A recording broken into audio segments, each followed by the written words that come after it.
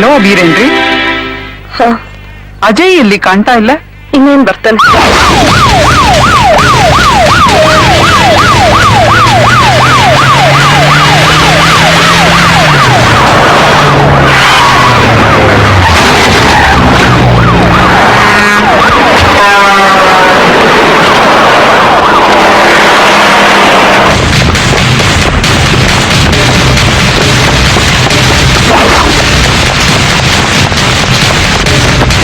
ತುಂಬಾ ಗ್ರ್ಯಾಂಡ್ ಆಗಿ ಅರೇಂಜ್ ಮಾಡಿದ್ದಾರೆ. ಬಳಿ ಅಂದ್ರೆ ಯಾಕೆ ಏನಾಯ್ತು? Ajay sir, any problem? Sir ಒಂದು ನಿಮಿಷ ಸರ್. ಹಾಲಲ್ಲಿ ಒಬ್ಬ ಟೆರರಿಸ್ಟ್ ನುಗ್ಗಿದ್ದಾನೆ. Is a human bomb. Any time blast ಆಗ್ಬೋದು. What sir? ಕೂ ಗಾಡಿ ಫಂಕ್ಷನ್ ಹಾಳು ಮಾಡೋದು ಬೇಡ ನಾವು. ಗಿವ್ ಸಮ್ ಟೈಮ್, ಅವ್ನು ಹೇಳ್ತೀನಿ. But keep the cool sir.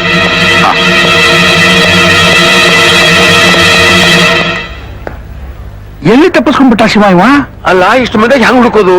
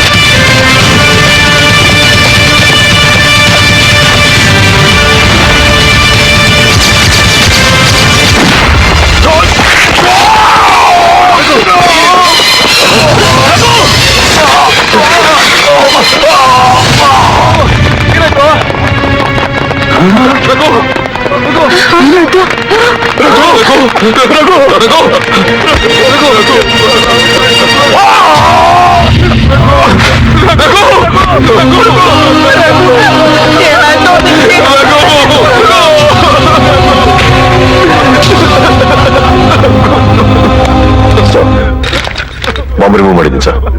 ಆ ಟೆರರಿಸ್ಟ್ ತಪ್ಪಿಸ್ಕೊಂಡ್ಬಿಟ್ಟ sir. Anyways, you have done a good job. Thank you sir. ಸಾವಿರಾರು ಜನರ ಪ್ರಾಣ ಉಳಿಸಿ ನಮ್ಮ ಡಿಪಾರ್ಟ್ಮೆಂಟ್ ಪೂರ್ವ ಕಾಪಾಡಿದ್ದೀರಿ. Well done. Thank you.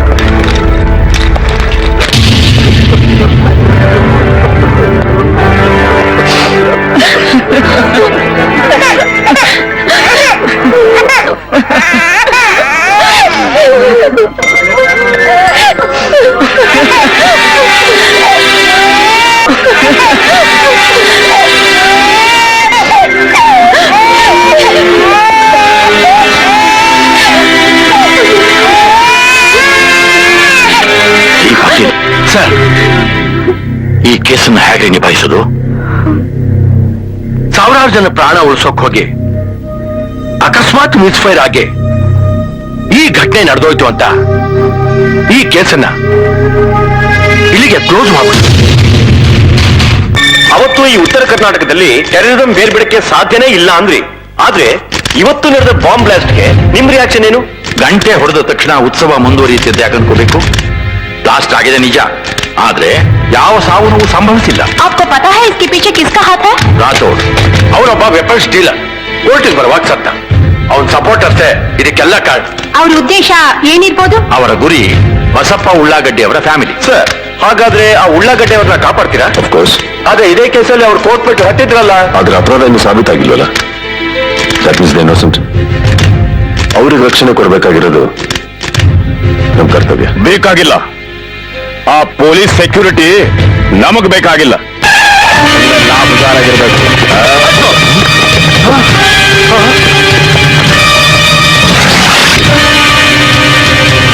ನೋಡಪ್ಪ, ನೀವು ನಮ್ಮನ್ನು ತಪ್ಪು ತಿಳ್ಕೊಂಡಿರಿ. ನಾ ಹೇಳೋ ಸ್ವಲ್ಪ ಕೇಳಿ. ಏನೋ ಕೇಳೋದು? ಜನರ ದೃಷ್ಟಿಲಿ, ಪೊಲೀಸರ ದೃಷ್ಟಿಲಿ ನೀವು ಒಳ್ಳೆಯವರಾಗೋಕ್ಕೋಸ್ಕರ ನಮ್ ಬಾಂಬೆ ರಾತೋಟ ಹೊರದಾಕ್ಬಿಟ್ರಲ್ಲೋ. ಅಯ್ಯೋ, ಅದ್ಯಾವುದೂ ನಮಗ್ ಗೊತ್ತಿಲ್ಲ. ನಾವ್ ಯಾವತ್ತೂ ನಿಮ್ ಕಡೆನೆ. ನೀನ್ ಎಂತವನು, ಯಾರ್ ಕಡೆಯವನು ಅಂತ ನಮ್ ಬಾಸ್ ಬರ್ಲಿ, ಆಗ ಗೊತ್ತಾಗುತ್ತೆ. ನಿಮ್ ಬಾಸ್ ಅಕ್ರಮ್ ಭಾಷಾಲೇನ? ಅವ್ರಿಗೆ ನಮ್ ಬಗ್ಗೆ ಚೆನ್ನಾಗ್ ಗೊತ್ತೈತಿ. ಬೇಕಾದ್ರೆ ಕೇಳೋಡು. ನಾನೇನೋ ಕೇಳೋದು? ಅಂದ್ಮೇಲೆ ನೀನೇ ಕೇಳಿ ನೋಡು. ಹೋಗ್ಲಿ, ಅವ್ರು ಎಲ್ಲದಾರ ಹೇಳು. ಎಲ್ಲಿ?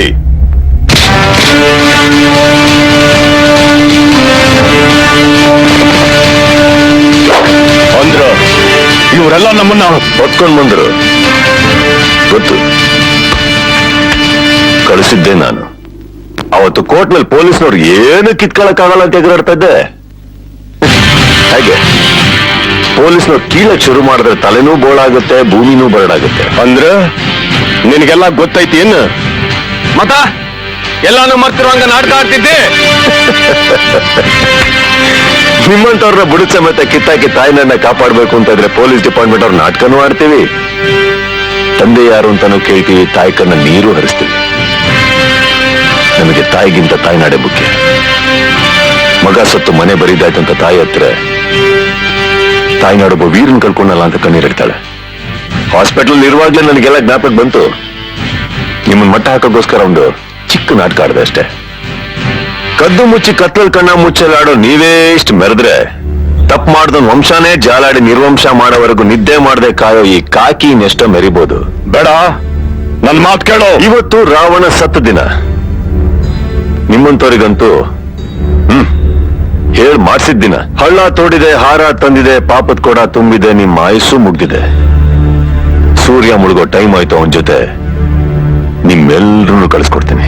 ಅದಕ್ಕೆ ಮುಂಚೆ ನಾನ್ ನಿನ್ನ ಕಳಿಸ್ತೀನಿ. ನೀನು ಚಾಲಾಕಿ ಚಾಣಕ್ಯಂತರ ಆಡ್ತೀಯ ಅಂತ ನನಗೆ ಯಾವತ್ತೂ ಗೊತ್ತಿತ್ತು. ನಮ್ಮ ಅಣ್ಣಂಗೆ ಹೇಳ್ದೆ, ಅವ್ರು ನಂಬಲಿಲ್ಲ. ಏಯ್, ಮರ್ಯಾದೆಯಿಂದ ಗನ್ ಕೆಳಗಡೆ ಹಾಕ್ರಿ, ಇಲ್ಲ ಅಂದ್ರ ಡಿಪಾರ್ಟ್ಮೆಂಟ್ಗೆ ಕೆಲಸ ಅಂತ ತಿಳ್ಕೊಟ್ರಿ ತಲೆನ ಊರ್ ಬಾಗಿಲಿಗೆ ನೇತ್ ಹಾಕ್ಬಿಡ್ತೀನಿ.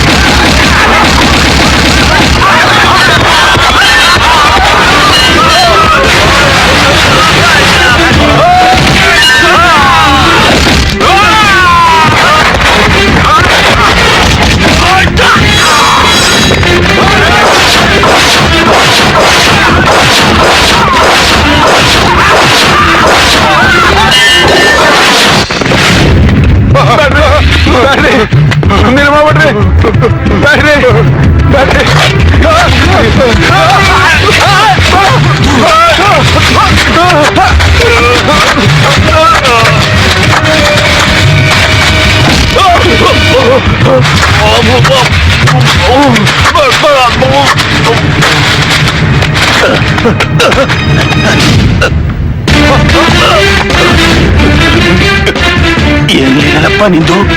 ಅಲ್ಲೂ ನೀನೆ, ಇಲ್ಲೂ ನೀನೆ. ಹಿಂಸೆ ಒಳ್ಳೇದಲ್ಲ ಮಗನೇ. ನೀನ್ ಯಾಕೆ ಹೊಡಿತೀಯ? ನಾನೇ ಬಿದ್ದೋಗ್ತೀನಿ. ಯಾರ್ ನಿದ್ರಾಕೊಂಡ್ರು ಪೊಲೀಸ್ನವ್ರು ನಿದ್ರಾಕಬಾರ್ದು ಅಂತ ನಾನು ಹೇಳ್ದೆ. ನನ್ನ ಮಾತು ಕೇಳ್ದ ನೀನು? ಹಾಕ್ರು ಹಾಕಿ